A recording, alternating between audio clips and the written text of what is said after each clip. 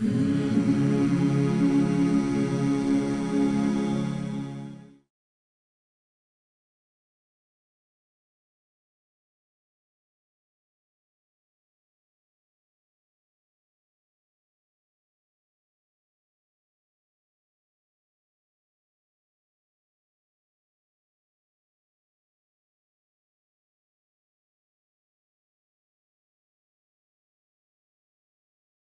Pakistan cake வெட்டி கொண்டாடுவதற்காக cake வாங்கிட்டு போயிருக்கானுங்க.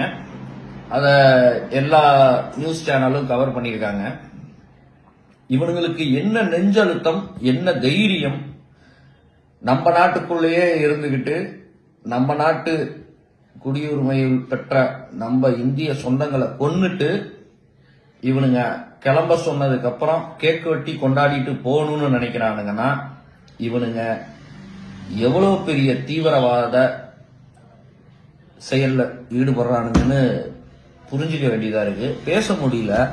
அதாவது கோபம் பத்தாததுக்கு அப்படியே எரிச்சல் ஆகுது, அப்படியே ஒரு ஒரு ஒரு வெறியாகுது இவனுங்களை என்ன பண்றதுன்னு.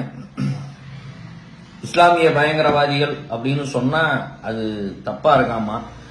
ஆனா அவனுங்க எதுக்காக கொள்றானுங்கன்னா, நீ முஸ்லீமா இல்ல இந்து தானே அப்படின்னு கேட்டுட்டு கொள்றானுங்க. அப்படி கொள்றவனுங்கள நம்ம இஸ்லாம் தீவிரவாதிகள் அப்படின்னு சொல்லக்கூடாதான்.